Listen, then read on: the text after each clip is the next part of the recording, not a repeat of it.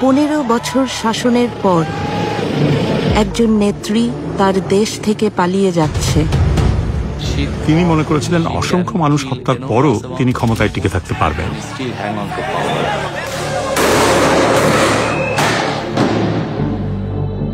Al Jazeera একজন নির্মম প্রধানমন্ত্রীর অন্তিম সময় প্রকাশ করছে। এখন লেটালিজম ব্যবহার করবে, যেখানে পাবে সেটা গুলি করবে।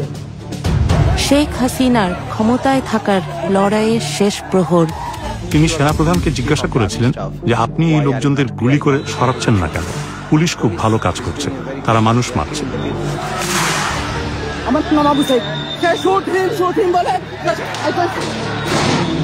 আমরা প্রকাশ করছি পুলিশ কিভাবে একটি হত্যাকাণ্ড গোপন রাখার চেষ্টা করেছিল। পিছন দিয়ে আমার ভাইয়ের লাশ নিয়ে যা পোস্টমর্টম করছে, করে আমরা জানি কোনোদিনও বিচার না পাই। আর যে চিকিৎসক মিথ্যা বলতে অস্বীকার করেছিলেন। কিন্তু সাইদ হেড ইনজুরির জন্য মারা যায়নি, পুলিশের গুলিতে যেহেতু মারা গেছে। সহিংসতায় হাজার হাজার পরিবার ছিন্ন ভিন্ন হয়ে গেছে। আমি ঘৃণার বহিঃপ্রকাশ দেখছি। মানুষ আক্ষরিক অর্থেই তাদের ঘৃণা এখানে ঢেলে দিয়েছে। জুলাইয়ের 36 দিন, যে মাস শেষ হবার নয়। এই বাশার হাসিনার যে মসনদ, সেটাকে একদম ভেঙে তছনছ করে দিয়ে যে তারা আর কখনো কাউকে হাসিনা হয়ে উঠতে দিবে না।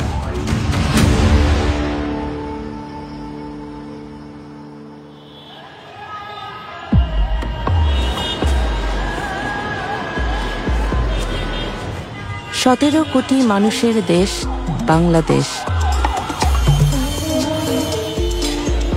এর 1/3 তরুণ, কিন্তু তাদের কাজের সুযোগ খুবই সীমিত। রাজনীতিবিদরা এমন কোনো অর্থনীতি তৈরি করবেন যেখানে কাজের সুযোগ সৃষ্টি হবে। তরুণদের অনেকেই একথা বিশ্বাস করে না।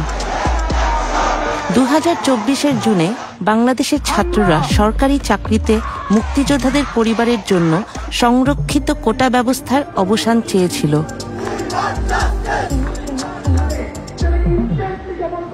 এবং এই কোটার মাধ্যমে তার যারা পছন্দের লোক তাদেরকে মূলত এক্সট্রা ফ্যাসিলিটিস দেওয়া হয়, যার ফলে এখানে মেরিটোক্রেসির ভিত্তিতে একজন শিক্ষার্থী তার যে ন্যায্য বুঝে পাওয়ার কথা ছিল সেটা সে পাচ্ছে না। After 11 days, the Indian Air Force are still attacking Dhaka. 71 স্বাধীনতার যুদ্ধের পর বাংলাদেশের প্রথম রাষ্ট্রপতি হন শেখ হাসিনার পিতা শেখ মুজিবুর রহমান। যুদ্ধে যারা অংশ নিয়েছিলেন তাদেরকে পুরস্কৃত করার জন্য এই কোটা ব্যবস্থার প্রবর্তন করা হয়। এত যুক্তিহীন, অর্থহীন, তরুণদের জন্য এতটাই ক্ষতিকর যে প্রত্যেকে এটাকে ঘৃণা করত। কিন্তু আপনার বোঝার কোনো উপায় নেই যে এটা এমন কিছুতে পরিণত হবে যা পুরো শাসন ব্যবস্থার পতন ডেকে আনবে।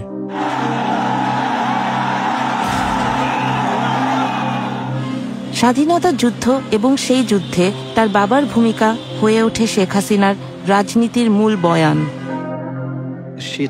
তিনি ভাবতেন এই দেশের স্বাধীনতা তার বাবা এনেছে, এই দেশ তার পৈতৃক সম্পত্তি। তিনি ভাবতেন এই দেশ তার রাজতন্ত্র। বাংলাদেশের রাজনীতির ইতিহাস সহিংস।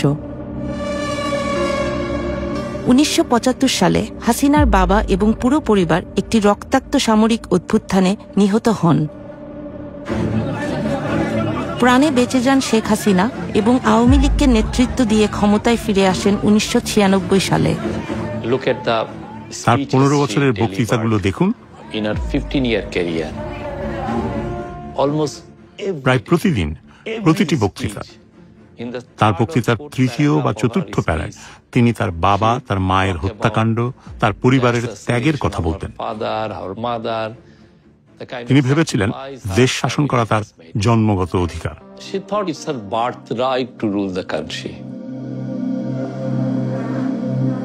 ছাত্রছাত্রীদের বিক্ষোভ যখন তীব্র আকার ধারণ করে তখন শেখ হাসিনা হয়ে ওঠেন আক্রমণাত্মক। মুক্তিযুদ্ধের বিরুদ্ধে এত ক্ষোভ কেন? তার কথা আন্দোলনরত শিক্ষার্থীদের আরো বিক্ষুব্ধ করে তোলে। মুক্তিযোদ্ধাদের নাতিপুতিরাও পাবে না, তাহলে কি রাজাকারের নাতিপুতিরা পাবে?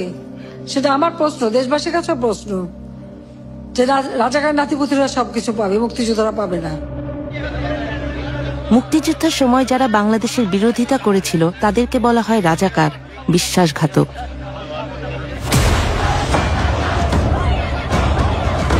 এবং এই রাজাকার বলে সে গত 16 বছর এবং এর আগেও পুরো জাতিকে বিভিন্নভাবে ডিভাইডেড করে রাখার চেষ্টা করেছিল। এবং সেদিন আমরা দেখতে পেয়েছি ঢাকা ইউনিভার্সিটির প্রত্যেকটা হল, ছেলেদের হল এবং মেয়েদের হল থেকে মিছিল নিয়ে তারা বের হয়েছিল এবং স্লোগান দিয়েছিল, তুমি কে আমি কে, রাজাকার রাজাকার। শহর জুড়ে বিশ্ববিদ্যালয় শিক্ষার্থীরা রাস্তায় নেমে আসে। শেখ হাসিনার ত্রাসের যুবশক্তি ছাত্রলীগ অস্ত্র হাতে প্রস্তুত ছিল। সেদিন আপনারা দেখতে পেয়েছেন আমাদের বোনদের রক্তাক্ত চেহারা এবং আমাদের অসংখ্য ভাইরা তারা নির্মমভাবে তারা আহত হয়। তখন আমরা আমাদের এই আহত ভাই বোনদেরকে নিয়ে হাসপাতালে গিয়েছিলাম। সেখানেও আমরা যখন এক্স-রে রিপোর্টের জন্য অপেক্ষা করছিলাম আমাদের ভাই বোনদেরকে নিয়ে, সেখানে ছাত্রলীগের সন্ত্রাসীরা এসে, যুবলীগের সন্ত্রাসীরা এসে আমাদের ভাই বোনদের উপর নির্মমভাবে তারা হামলা করে।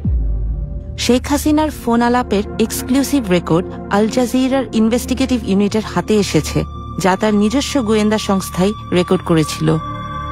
ডিজিটাল ফরেনসিক অ্যানালাইসিসের মাধ্যমে সকল ফোন রেকর্ড যাচাই করা হয়েছে। এই ফোন আলাপে ছাত্রদের উপর নৃশংস হামলার 48 ঘন্টা পর শেখ হাসিনা ছাত্রলীগ নেতাদের সাথে কথা বলেন।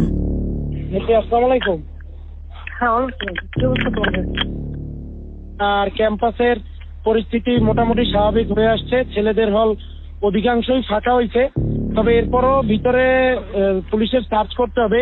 আমাদের দলীয় সিনিয়ররা অনেকে প্যানিক হয়ে যাচ্ছিল, মানে কি করব ডিরেকশন দিতে পারতেছিল না, এই জন্য আজকে আপনার বারবার ফোন দিয়েছি, আপনি কিছু মনে করেন না। আমি কেন মনে করবো, আমি তো সেদিন সারা রাতে যাই, কালকেও তো দক্ষিণে উত্তরে বলে দিচ্ছি যেখানে যা দরকার আমি তো বলি স্যার, আমি আর আমাদের তারা ঘাবড়ায় যায়। আমাদের নেতাকর্মীরাও মাঠে ছিল, আপনার নির্দেশনা পাইয়েই সবাই নেমে গেছে। শেখ হাসিনার সিনিয়র এক গোয়েন্দা কর্মকর্তাকে আল জাজিরা খুঁজে বের করেছে। নিরাপত্তার জন্য সেই কর্মকর্তার কণ্ঠস্বরকে বদলে দেওয়া হয়েছে। তারা বিশ্ববিদ্যালয় এলাকায় শিক্ষার্থীদের মারধর করেছিল। তাদের অনেককে হাসপাতালে যেতে হয়েছে, যাদের মধ্যে ছাত্রী এবং নারীরা ছিলেন।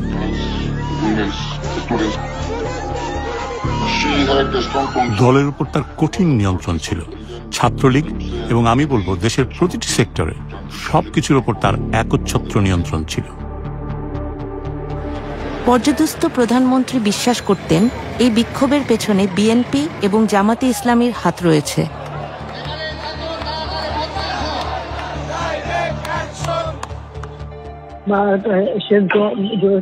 পিছনে তো সবচেয়ে আশঙ্কাজনক হলো যে সব এর পিছনে তো অন্য একটা শ্রেণী কাজ করতেছে দেখে, কারণ আমি ওই যে যারা জঙ্গি সন্ত্রাসী তাদেরকে আমরা কোনো সুযোগই দিতে চাই না। এটাই বেস্ট ডিসিশন হয়েছে, বেস্ট ডিসিশন। হয়তো আমি তো জানি, আমরা তো আন্দোলন সংগ্রাম করে পড়তে আসছি। নিজের গোয়েন্দা কর্মকর্তাদের তিনি বিশ্বাস করতেন না।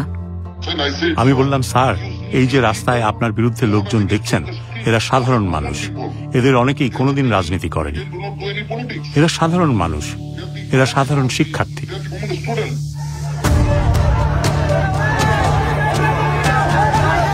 ঢাকা থেকে 300 কিলোমিটার দূরে রংপুর এক ছাত্র সাংবাদিক একটি বিক্ষোভের সরাসরি প্রতিবেদন করতে যাচ্ছিলেন, যা অভ্যুত্থানের গতিপথই বদলে দেবে।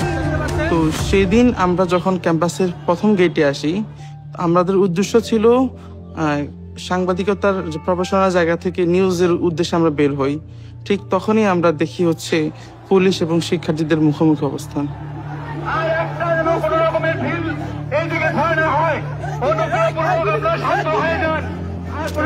পুরো ঘটনা যখন আমি নিজে নিজে ভাবি, পুরো ঘটনাটা আমার কাছে মনে হচ্ছে ওরা আবু সাইদ টার্গেট ছিল শুরু থেকেই। মেধাবী ছাত্র আবু সাইদ হতে যাচ্ছেন আন্দোলনের একটি গুরুত্বপূর্ণ চরিত্র। আর যখন শিক্ষার্থীদের সাথে যখন পুলিশের মারামারি হয়, পুলিশ 5 জন পুলিশ মিলে এসে সরাসরি আবু সাইদের উপর অ্যাটাক করে। যখন আমি দেখি আবু সাইদের উপর অ্যাটাক শুরু করে 5 জন পুলিশ লাঠি দিয়ে, ঠিক তার মাথায় পুলিশ যখন তাকে মারতেছিল, এতটা পুলিশ একসাথে মারতেছিল, আবু সাইদ তখনও তার পুলিশকে একটা কথা বলেন, তখনও ঠিক তাকে মানে তার মুখ থেকে এটাও আসেনি যে আমাকে সেভ করেন। একজন শিক্ষার্থীকে মাথা ফেটে যাচ্ছে, মাথা থেকে রক্ত বের হচ্ছে। আপনার নাম কি? আমার নাম আবু সাইদ, আমি ইংলিশ ডিপার্টমেন্ট 12 ব্যাচ স্টুডেন্ট। 12 ব্যাচের এক শিক্ষার্থীর উপর পুলিশ অতর্কিত হামলা করে তার মাথা ফাটিয়ে দিয়েছে। সে শুট হিম বলে ছাত্র সাংবাদিক ভিডিও গ্রহণ করছিলেন এবং বর্ণনা করছিলেন কি ঘটছে। যখন শিক্ষার্থীরা 1 নম্বর গেটে চলে আসে, সেই মুহূর্তে পুলিশ শিক্ষার্থীদের বাধার মুখে পড়ে ক্যাম্পাসের ভেতরে চলে যায়। গুলি করতে প্রিপারেশন নিচ্ছিল, তার পাশে যিনি ইনস্ট্রাকশন দিচ্ছিল উনি যখন এটা বুঝতে পারে, তখন উনি গুলি করার জন্য ওনাকে নিষেধ করে।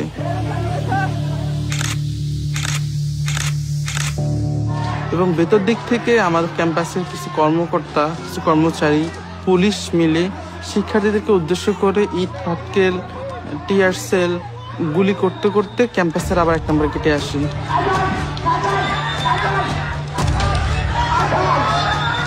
সেই মুহূর্তে যখন শিক্ষার্থীরা চলে যাচ্ছিল পুলিশের বাধার মুখে পড়ে, আবু সাইদ তাদেরকে ক্যাম্পাসের 1 নম্বর গেটে অবস্থান নেওয়ার জন্য, ইন্সপায়ার করার জন্য সে শুট মি বলে নিজের বুকটাকে ঠিক তখন পেতে দেয়। প্রথম গুলিটা লাগে তার পেটে। যখন সে তার পেটে লাগে, সে বুঝতে পারে তার পেটে কিছুটা লাগছে। ঠিক সেই মুহূর্তে একজন পুলিশ ঠিক তার খুব কাছে এসে ঠিক তার বুক বরাবর গুলি করে।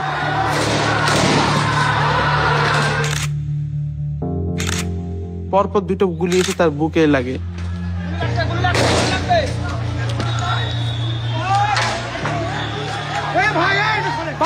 শিক্ষার্থী গুলিবিদ্ধ হয়ে লুটিয়ে পড়েছে, ওকে ধরার জন্য কেউ আসছে না। সাধারণ শিক্ষার্থীরা দ্রুত এগিয়ে আসেন। সেই মুহূর্তে পুলিশ যে 4 জন 5 জন আমরা ছিলাম, আমরা আবু সাইদ ভাইকে নিয়ে যাচ্ছিলাম। ঠিক আমরা যাতে আবু সাইদ ভাইকে না নিয়ে যেতে পারি, যাতে সেখানেই মারা যায়, পুলিশের উদ্দেশ্যটা ছিল ঠিক এরকম। তাদের এরকম একটা ক্রিয়েট করছিল তার পরিবেশটা, ঠিক তারা সেই উদ্দেশ্যে আবার আমাদেরকে গুলি করে।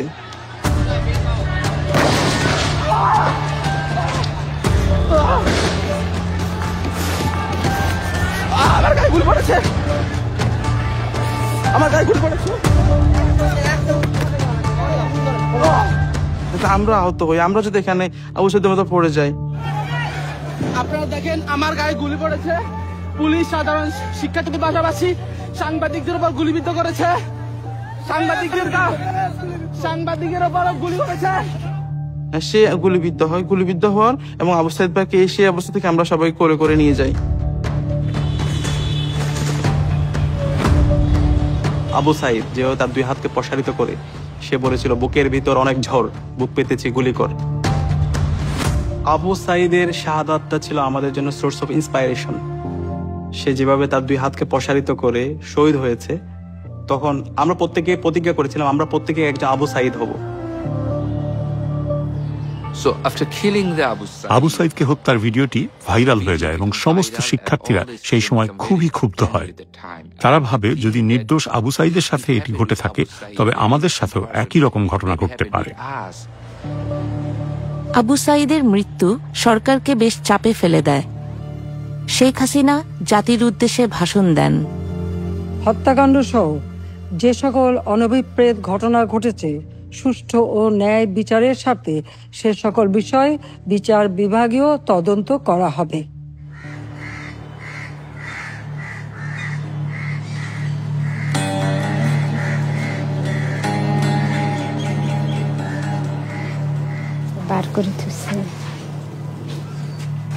আবু সাইদের পরিবার গণভবনে এসেছেন, যা প্রধানমন্ত্রীর বাসস্থান।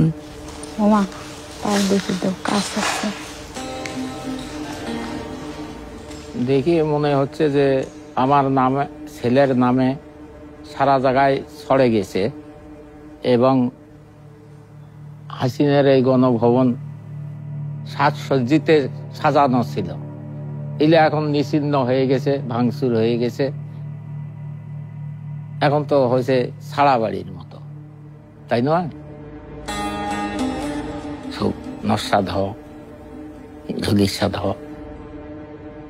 মনে করেই তার বন্ধুরা এখানে ভাইয়ের নামটা লিখছে, অনেক ভালো লাগছে ভাইয়ের নামটা দেখে। ভাইয়া অনেক ভালো ছিল, সাদা মনের ছিল।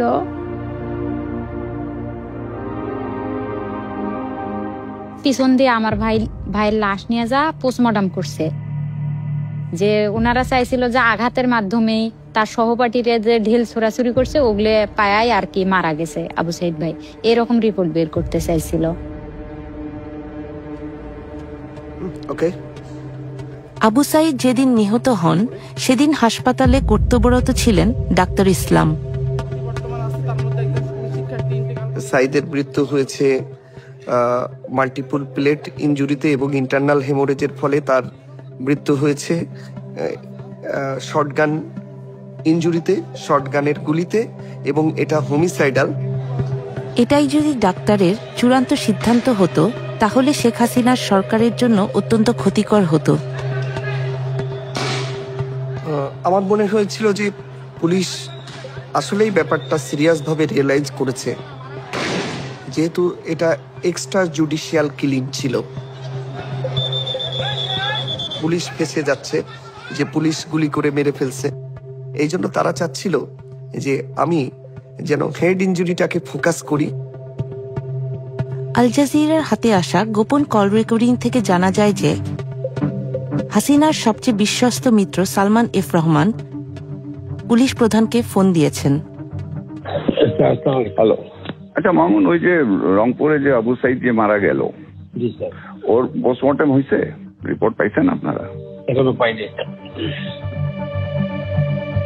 চিকিৎসক ইসলামকে প্রচুর চাপের সম্মুখীন হতে হচ্ছিল।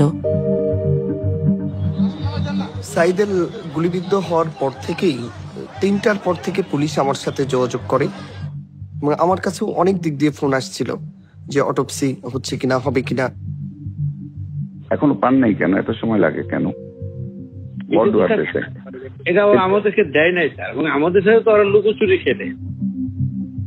এবং পুলিশের ঊর্ধ্বতন কর্মকর্তারা 4:30 5টার পর থেকে আমার সাথে কথা বলতে শুরু করে, এবং তারা এটা খুব গুরুত্বের সাথে করে, যেহেতু লাইভ প্রোগ্রামে গুলি হয়েছে সারা বিশ্ব, এবং তারা আমাকে বলে যে দ্রুত পোস্টমর্টমটা করে দিয়ে যেন আমি লাশটা ডিসপাস করে দিই, এবং এটাও বলে যে সাইদের মাথায় কিন্তু আঘাত হয়েছে, এটাকে আপনি ফোকাস করবেন বেশি।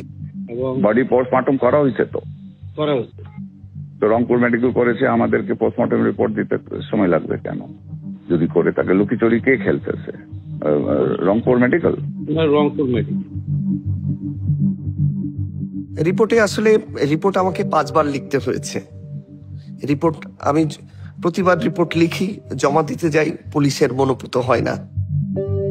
শেখ হাসিনার গোয়েন্দা সংস্থার প্রধানরাও মেডিকেল রিপোর্টটি সংগ্রহ করার চেষ্টা করছিলেন। প্রধানমন্ত্রী আমাকে বললেন যে আবু সাইদ গুলিতে মারা যাননি। আমি ডাক্তারদের কাছ থেকে রিপোর্টটা পাচ্ছিলাম না। আমি চেষ্টা করেছি রিপোর্টটা নিতে, কিন্তু ডাক্তাররা রিপোর্টটা লিখতে অনাগ্রহী ছিলেন। আমরা বললাম কি হয়েছে, এইটাও আমাদের সাথে বলতে অনেক সময় আছে না যে একটা কিছু হইলে এরপরে আমাদেরকে, আমরা তো কিছু হইলে বলি যে এই ডাইমেনশনে যাচ্ছে, আমরা এইভাবে প্রস্তুত আছি, এরকম তো কিছু আছে। ওরা আমাদের সাথে কোনো কথাই বলে। আচ্ছা দেখি, আমি দেখি।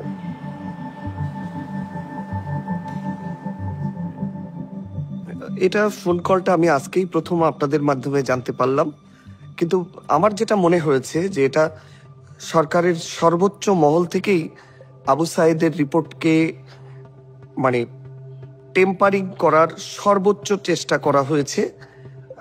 মানে আমাকে আসলে অফার করা হয়েছিল যে তোমার 2 সপ্তাহ ছুটি দিয়ে দিচ্ছি, তুমি আমাদের মনোমতো রিপোর্টটা দাও, থাইল্যান্ডে ট্যুর করো, ফ্যামিলি নিয়ে কক্সবাজারে 7 দিন থেকে আসো, কিন্তু আমি সবগুলোই রিফিউজ করছি। হাসিনার ঘনিষ্ঠরা ফোনে নিজেদের মধ্যে কি কথা বলছে এটা গোপনে রেকর্ড করতেন মেজর জেনারেল জিয়াউল আহসান।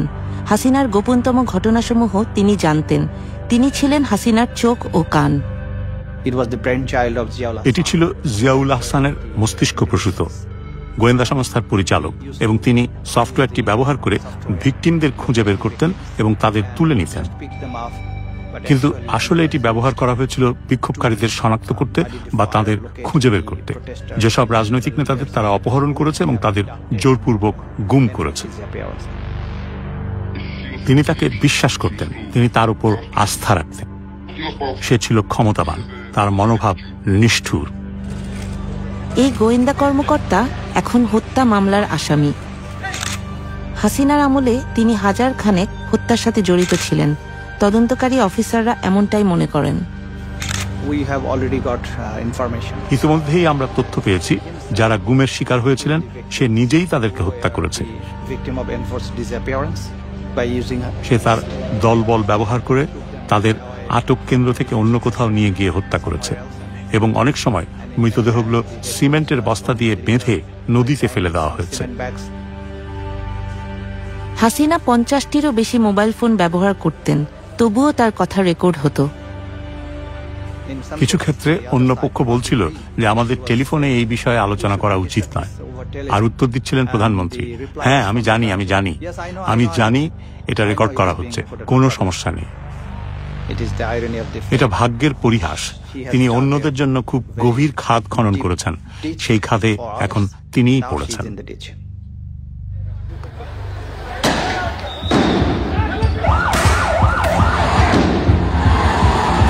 এরই মধ্যে রক্তক্ষয়ী লড়াই শুরু হয়ে গেছে। শত শত তরুণ বিক্ষোভকারীকে গুলি করে হত্যা করা হয়েছে, আহত হয়েছে হাজার হাজার মানুষ। চেস্টে বুলেট ইনজুরি পাইছি, আমরা ফেসে বুলেট ইনজুরি পাইছি, বুলেট ইনজুরি পেশেন্টগুলো খুব বেশি পাইছে, এবং চাপাতিতে যে আঘাত করাটা বলে, যে নাইফ দা ছুরি দিয়ে আঘাত করে স্ট্যাব ইনজুরি, যেগুলো এগুলো আমরা অনেক বেশি পেশেন্ট পাইছি শেষের দিকে এসে। ছাত্ররা আর চাকরির জন্য বিক্ষোভ করছিল না, তারা হত্যার বিচার চাইছিল। তারা আর কোনো হাসিনার গুলি অথবা কোনো তার ল এনফোর্সমেন্ট এজেন্সির যে হচ্ছে গুলি, এগুলোকে কোনো কিছুকে তারা তোয়াক্কা করছে না। তারা হাসিনার পতনের দাবিতে তারা সামনের দিকে এগিয়ে যাচ্ছিল। আত্মবিশ্বাস ছিল আমরাই এক্ষুনি হাসিনার পতন নিশ্চিত করব। হাসিনার অসংখ্য ফোন রেকর্ডিং মুছে ফেলা হয়েছিল, কিন্তু 18 জুলাইয়ের একটি অত্যন্ত গুরুত্বপূর্ণ ফোনালাপ খুঁজে পাওয়া গেছে, যে রাষ্ট্রীয় দমননীতির ভয়ঙ্কর মোড় নেওয়ার প্রমাণ দেয়। এখন লেটার লিখবেন, ব্যবহার করবে, যেখানে পাবে সেটা গুলি করবে, ওটা বলা হচ্ছে। এখন আমি এতদিন বাধা দিয়ে রাখছিলাম, ওই যে স্টুডেন্টরা ছিল ওদের সত্যি কথা চিন্তা করে। এই ফোনটি তিনি করেছিলেন তার নিকট আত্মীয় ঢাকা দক্ষিণের শক্তিশালী মেয়র ফজলে নূর তাপসের কাছে। আর যেখানে গ্যাদারিং দেখবে সেখানে ওই উপর থেকে, এখন উপর থেকে পাচ্ছি, অলরেডি শুরু হচ্ছে কয়েকটা জায়গায়। এই অভিযানের একটি সাংকেতিক নাম ছিল, যা অপারেশন ক্লিন ডাউন নামে পরিচিত, যেখানে সর্বাধিক সংখ্যক বিক্ষোভকারী জড়ো হয় সেখানে ড্রোন ব্যবহার করে, এবং তারপর তারা হেলিকপ্টার পাঠায় তাদের হত্যা করার জন্য। থেকে টিয়ার গ্যাস মারছে এবং ওই সঙ্গে বুলেট ডাইরেক্ট শর্ট করছে। তো আমরা ওইরকম শর্টের পেশেন্ট পাইছিলাম উপর থেকে, ডিরেক্ট শর্টের পেশেন্ট অ্যাবাউট 4 থেকে 5 জনের মতো ওই সময়। যখন আমাদের হসপিটালের সামনে টার্গেট করে হেলিকপ্টারতে গুলি এবং টিয়ার শেল ফেলানো হয়েছে। তার গোয়েন্দা সংস্থা যখন আড়ি পেতে শুনছিল, প্রধানমন্ত্রী তখন আরো সব পরিকল্পনা প্রকাশ করে ফেলেন।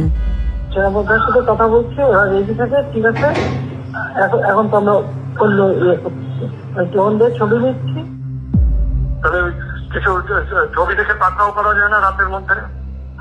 সবগুলিকে অ্যারেস্ট করতে বলছি রাত্রে। পাকড়াও করলে না, ওটা বলা হয়, ওটা র্যাব, জিএফআই সবাইকে বলা হয়েছে যে যেখান থেকে টিকাটা পাবো দেখে ফেলবে। শিক্ষার্থীদের হত্যার জন্য আওয়ামী লীগ সরকারের বিরুদ্ধে মামলা লড়ছেন তাজুল ইসলাম। এটা সত্যিই বিস্ময়কর ছিল। একটি গণতান্ত্রিক দেশের প্রধানমন্ত্রী হিসাবে তিনি বিক্ষোভকারীদের হত্যার নির্দেশ দিচ্ছেন, বেশিরভাগই তরুণ ছাত্র, এবং তিনি নির্দেশ দিচ্ছেন প্রাণঘাতী অস্ত্র ব্যবহার করে এই লোকদের হত্যা করার জন্য। 19 জুলাই শেখ হাসিনা সেনাবাহিনীকে রাস্তায় নামার নির্দেশ দেন।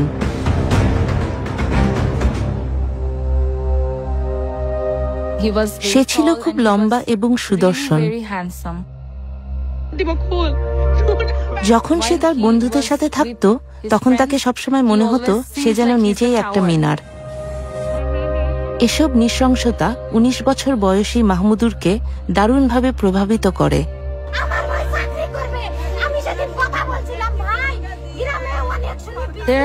একটা ভিডিও ছিল, আবু সাইদের বোন কাঁদছিল।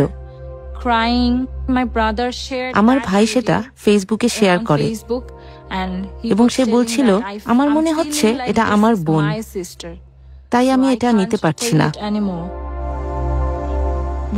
আমরা তাকে বাইরে যেতে দিচ্ছিলাম না। সে একদিনে গিয়েছিল এবং সেটাই ছিল তার জীবনের শেষ দিন। সেদিন ছিল জুলাইয়ের 19 তারিখ। বাসা থেকে সে বের হয় 3:10-এ। 3:26-এ সে আমাকে ফোন করে। আমি তাকে বকাবকি করছিলাম আর আমি তার সাথে চিৎকার করছিলাম, তোমাকে বাড়ি ফিরে আসতে হবে। সে বলল, আচ্ছা আমি আসছি। জাস্ট 11 মিনিট পর সে মারা গেল।